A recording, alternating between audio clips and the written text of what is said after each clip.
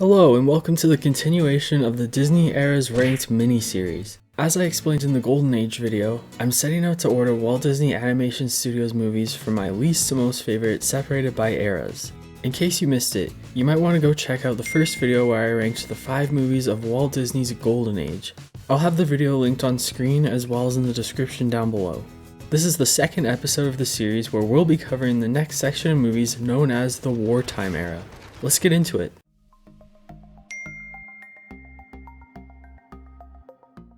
The Wartime Era spans from 1943 to 1949 and includes films 6 to 11 in the Walt Disney Animation Studios canon. There are 6 movies total in this era. The Wartime Era is a direct result of World War II, as its name would suggest. Better known as the package film era, the Wartime Era saw a shift in the style of movies Disney was making, from full-length single narrative features to anthology films containing several different shorts strung together. This was, of course, out of necessity. The studio had been through an animator strike and then lost many of their animators to the draft for the war. Out of those left, some had to spend their time animating training and propaganda videos. Movie theaters didn't do great business during the time of the war, and most of the foreign market was closed. Package films were cheaper and quicker to make, so that's what Disney did. This is probably the era of Disney movies that people are generally least familiar with, and it makes sense. This was never what Walt Disney envisioned or set out to do, but I admire the way that he and the studio found a way to adapt and survive according to the times. I'll preface my ranking of the Wartime Era by saying that it's most likely my least favorite era in Disney animation. I'm not particularly fond of any of the offerings here, but that's not to say that there aren't great elements at play. I've ranked these 6 movies from my least to most favorite based on how much I personally enjoy watching them. Make sure to let me know your own opinion in the comments down below. Now let's start the list. Number 6.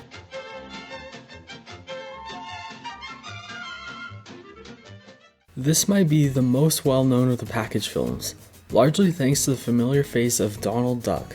Donald, along with his friends Jose Carioca and Panchito Pistols, make up the Three Caballeros, and together they have adventures exploring Latin America.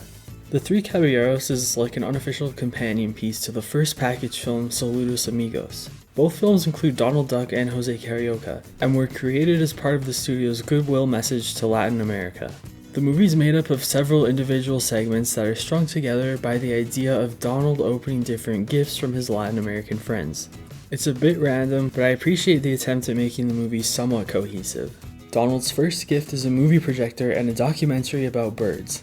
The first part is the short The Cold-Blooded Penguin, and it might be my favorite part of the whole movie. Sterling Holloway narrates as a penguin named Pablo decides to move from Antarctica to a warmer climate.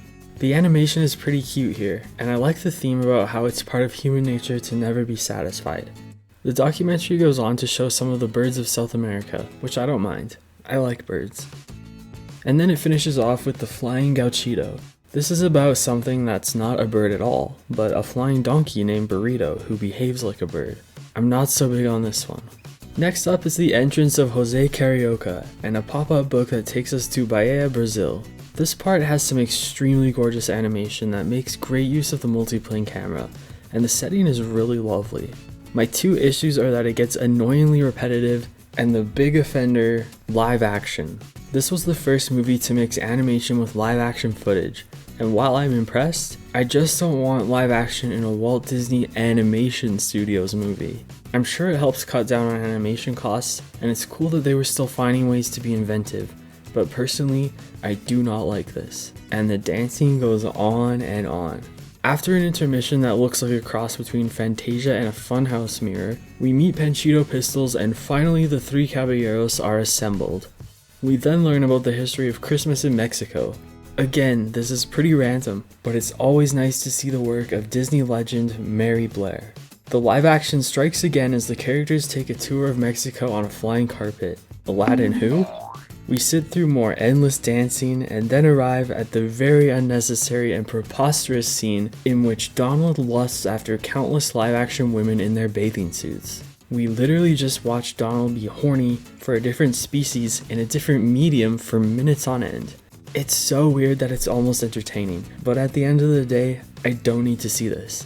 Donald moves on to falling in love with a human lady flower hybrid, and her serenade is rudely interrupted by some rather experimental visuals.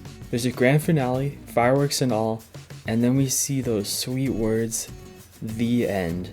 Yeah, I'm not a fan of this movie. The most positive thing about the Three Caballeros to me is the animation. The package films were cheaper and easier to make, but that didn't mean the actual animation quality had to suffer. While I appreciate a single project to be cohesive in narrative and style, I applaud the animators for trying different things. So much of this movie is lovely to look at, and it often pushes boundaries and thinks outside the box. The movie is quite dated in its depictions of Latin America, but it's always nice to learn about other cultures. Sadly, the great animation and unintentional humor can't save this for me. The repetitive nonsense, obnoxiousness, extended live-action dance segments, and Donald's uncomfortably out-of-control horniness make watching this movie largely unenjoyable. It's an important part of Disney animation history, but this one's not for me.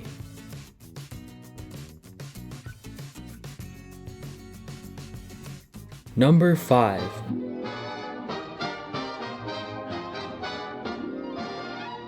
I used to think that Fun and Fancy Free was one of the stronger package films because instead of combining several unrelated shorts, it instead focused on two main stories paired together. It sounds like it would be better, but in actuality, this one is still pretty bad. The two main stories here are Bongo and Mickey and the Beanstalk. These were both meant to be their own feature films, but due to circumstances, the decision was made to cut them down into shorter versions and then use them for a package film.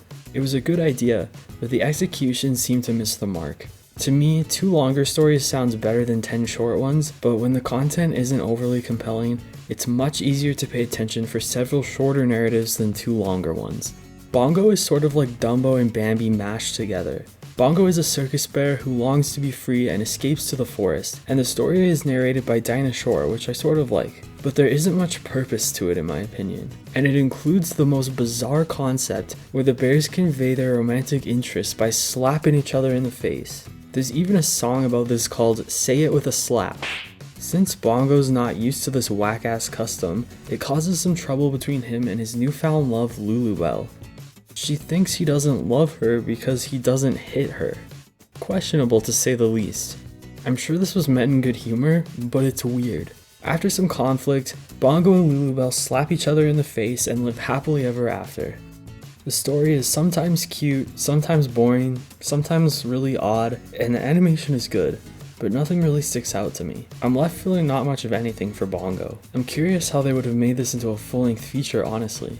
Then there's the second short, Mickey and the Beanstalk. There's a bit more purpose to the narrative in this one that makes it easier to watch. Mickey, Donald, and Goofy try to save Happy Valley, a place that is inexplicably kept alive and thriving by a singing harp. Turns out she's been captured by the giant atop the beanstalk, and they must rescue her and escape. It's not the best, but it keeps my attention better than Bongo. My real issue with Fun and Fancy Free is the way that they attempted to connect these shorts. The film starts out with a familiar face, Jiminy Cricket. We've even got Cleo and a Figaro knockoff. I think that Jiminy was included to show audiences something they know and like to capture their interest. It also allowed them to buff the runtime while using a previously cut song from Pinocchio. How economical. Unfortunately, it doesn't feel organic to me. I'd prefer if the story was introduced another way, but Jiminy is not at all the biggest offense to me in this movie. Nope.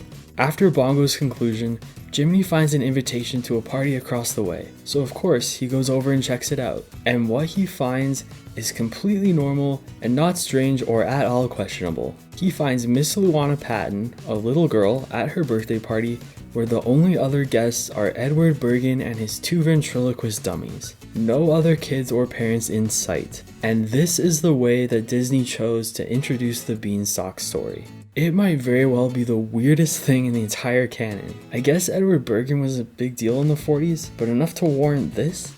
I have no idea. And what's worse is we return to this party a few times throughout the course of the Beanstalk story. It's so beyond unneeded, I don't really know what else to say. And at the end, the giant Willy from the story lifts up their roof and then walks across Hollywood. The 40s were a strange and unique time at Disney.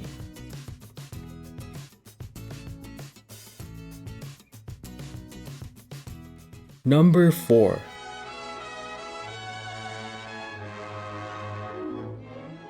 This is a package film with 10 distinct segments, although in many versions, the first short, The Martins and the Coys, has been edited out for gun use, leaving only 9 shorts. I'm gonna go through them in order. The Martins and the Coys features two feuding families who end up shooting each other to death, but their spirits continue to be divided in the afterlife. Only one family member remains from each side, and they fall in love and get married. The kicker is, once married, the couple starts to fight and hate each other, pleasing their families, and bringing us right back to where we started. Name a more iconic duo than straight people and hating their spouse. I don't mind this short, it's mildly humorous and entertaining, and it looks pretty good. Then there's Blue Bayou, which was originally made for Fantasia. It's pretty and I love the setting, but this is a major snooze. All the cast join in has great music composed by Benny Goodman, and I like the way they chose to have a pencil animate and add to what we're seeing on screen. Without You is a depressing ballad of lost love with some pretty visuals, but it's a drag. Casey at the Bat is basically a cautionary tale about cockiness. I like that there's a point to the short and I enjoy the baseball field setting, but it can get a bit irritating in moments. Two Silhouettes is a segment featuring rotoscoped animation of two dancers. Dinah Shore sings the song, which is nice, but this short is another that is guilty of being very boring. It does remind me of a scene from my favorite movie though. Then we get to one of the strengths of Make Mine Music, which is Peter and the Wolf. This is a story that most are already familiar with, and I appreciate the solid narrative. Plus, Sterling Holloway is back to narrate. A highlight for me is the mischievous orange cat Ivan. He recently made an appearance in my top 10 Disney cats ranking. Check that out if you haven't yet. After You've Gone features more Benny Goodman music, and it's just a quick fun piece centering on musical instruments. Johnny Fedora and Alice Bluebonnet might just be my favorite segment. It's the story of two hats that fall in love in a department store window. They get separated but find their way back to each other in the end. I think the story created in this short amount of time is surprisingly sweet and charming. The animation is a standout here as it looks quaint and high quality. The style is almost reminiscent of that in Lady and the Tramp. I'm also a fan of the song in the short. It's gotten stuck in my head at times, and that's saying something because most of the package films leave very little impact on me. The final short is The Whale Who Wanted to Sing at the Met. Willie the Whale is an opera singer who wants to make it big, but Professor Teddy Tatty concludes that he has in fact swallowed an opera singer and sets out to rescue them. Willie ends up harpooned, but in heaven, his voice becomes grander than ever. At the end, the narrator says that Teddy Tatty couldn't understand because Willie's singing was a miracle, and people aren't used to miracles. It's an interesting message that encourages us to reflect on the way that we perceive and react to things that are different or that we don't understand. It's also impressive that all the singing and narration here was done by Nelson Eddy. I don't love watching this, but it's still notable and well done. And that caps off Make Mine Music. There are some snoozers, some winners, and some in between. Judging it for what it is, I think it's a pretty decent effort from Disney. I appreciate that while the shorts are self-contained, they're connected through the similar looking intros and the theme of music. I don't think I'd ever seek this one out on its own, but that's one of the benefits of a package film. You can just watch the segments you like.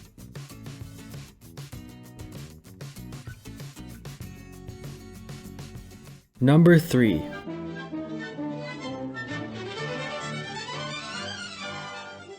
This was the last movie released in the Wartime Era, and it was the second package film to only include 2 segments. Right away I prefer this to Fun and Fancy Free because Ichabod and Mr. Toad didn't shoot themselves in the foot trying to connect the 2 shorts. Since The Wind in the Willows and The Legend of Sleepy Hollow are both based on books, they decided to frame and link them with brief narrated live-action scenes in a library. I'd prefer that these scenes were animated, but they're very to the point and don't showcase any human beings, so I'm not bothered. The Wind in the Willows gains some brownie points with me purely because there's a Mr. Toad attraction in Disneyland. It gives me a better sense of familiarity with the story and its characters, although the ride inexplicably ends in hell when that never happens in the movie. Despite liking the ride version of Mr. Toad, I'm still not too crazy about this short. It's a lot stronger than much of what we've seen from the package films so far, but it's nothing to write home about. J. Thaddeus Toad is a larger-than-life character, but his recklessness in the face of his friends desperately trying to help him ends up making him unlikable at times. He's an adrenaline addict and a fad chaser,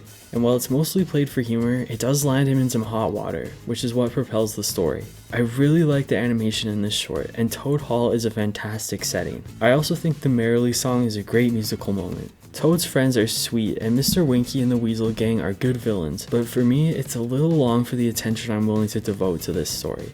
The Legend of Sleepy Hollow seems like it should be the better of the two shorts, as I'm interested in the spooky headless horseman element of the story, but that part only happens right at the end, and it's not very long. This story is about Ichabod Crane, who I find even more unlikable than Mr. Toad. He moves to Sleepy Hollow, becomes the new schoolmaster, and enters a love triangle full of ulterior motives. Ichabod wants Katrina's family money, and Katrina wants to make Brom jealous. It's only after Brom discovers Ichabod's weakness to superstition that he shares the legend of the Headless Horseman, and that Halloween night on his way home, we see Ichabod get attacked by this Headless Horseman. I like the eerie ambiguity of the ending. Some believe Ichabod survived and married a wealthy widow in a distant county, and others believe the Headless Horseman really got him. The last few minutes of the short are the standout. Of the two stories in this movie, I prefer The Winds in the Willows. Both are decent in comparison to what the package films offer as a whole, but I'm not a huge fan. These segments are well animated, there's some nice music, and some memorable characters, but they still don't quite do it for me.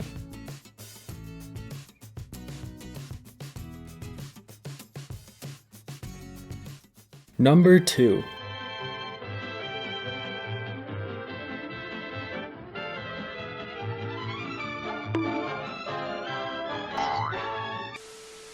The very first of Disney's package films. Full transparency, the sole reason Saludos Amigos is this high is that 42-minute runtime. And like I said when I ranked Dumbo in the Golden Age video, that's not exactly a compliment. I'm just glad I don't have to pay attention for as long. A runtime this short should definitely be a flaw, since that really isn't long enough to be considered an actual movie, but you won't hear me complaining. Before the US entered World War II, Disney was commissioned to do a goodwill tour of South America so they could make a movie to be shown across the Americas. This was done in an attempt to counteract some of the ties that Latin American governments had with Nazi Germany.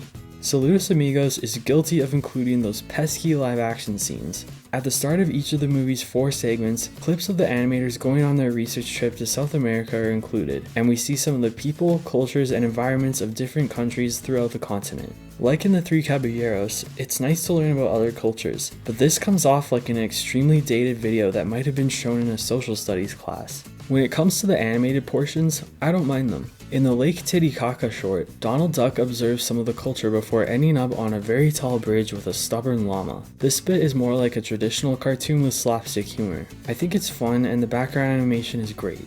The next segment, Pedro, is about a little airplane taking his first solo flight to get the mail. On the way home, he gets caught in the storm of the Great Aconcagua Mountain. It looks dismal for a while, but Pedro perseveres and succeeds in bringing home the mail, which turns out to be a single postcard.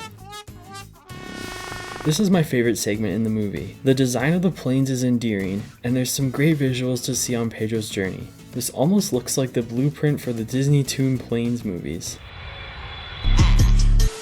In El Gaucho Goofy, we see the familiar face of Goofy. He's a Texan cowboy who gets transported to Argentina to learn what it takes to be a native gaucho. It gets a bit silly, much like the Donald short, but it makes sense for the character. I enjoy the animation of the settings, and I especially like the colors used in Goofy's outfits.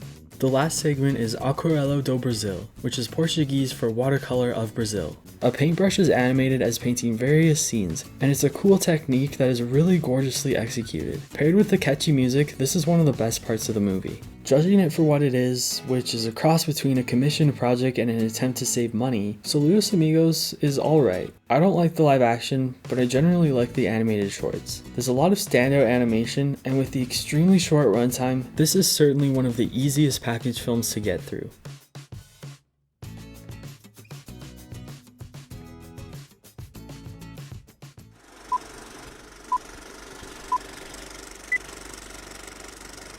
Number 1.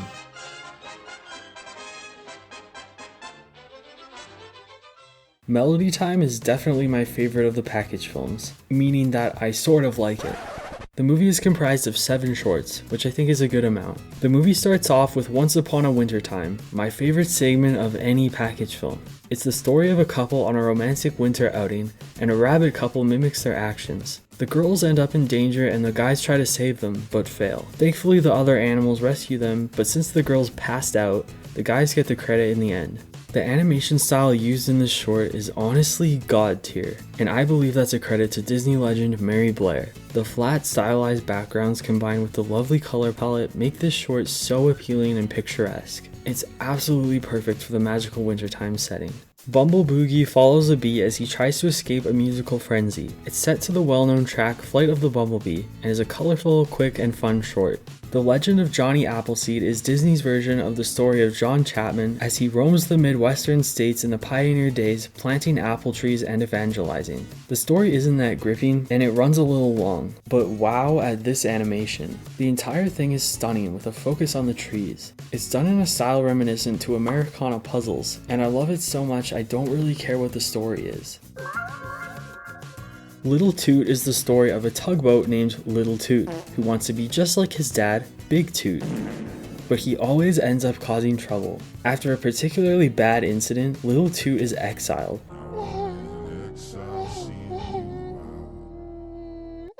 But he finds a way to redeem himself. It's a nice little story about maturing and stepping up, and I like the look of the animation. The music by the Andrews Sisters has a great classic sound, and I get a bit of a kick out of the lyrics. Yes, you're now a great big toot, little toot. The short Trees is self-explanatory. It's basically a quick artistic interlude about trees. I don't have much to say other than the animation is extra gorgeous here. The next segment puts Melody Time on some thin ice with me. Blame It on the Samba is like the ghost of the Three Caballeros coming back to haunt me. It gets a little trippy and I tend to zone out during this, but at least Donald gets to reunite with his one true love, a live action woman. And she's quite the organist.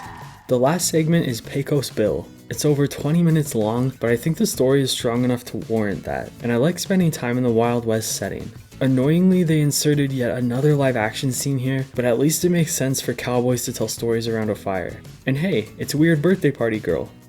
Yes, queen. Yes, queen. Yes, queen. The short is like a western crossed with a love story, but after a bizarre incident, Bill's lover, Sweet Sue, ends up bouncing all the way to the moon. Bill spends his nights howling at the moon, and the coyotes join in, thus giving us an odd story about the origins of this behavior. Overall, I think it's adequately entertaining and it looks great. Some of these settings are really standouts.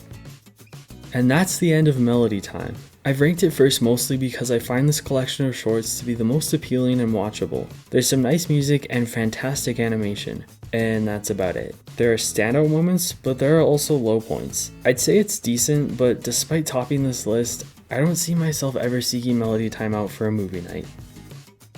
And that wraps up this ranking of Disney's Wartime Era. Definitely not my favorite, but I'm grateful to these movies for allowing the studio to stay alive during the difficult decade of the 40s. If you enjoyed this video, consider hitting like and subscribe. And if you're interested in more Disney rankings, trivia, or video essays, head over to the Trove to check out videos like that. I've also linked playlists in the description down below. Make sure to tell me your Wartime Era rankings or just your favorite movie of this era in the comments. Thanks so much for hanging out, and expect the next video in this series soon. The Silver Age is up next, so you know that'll be a good one. See you next time.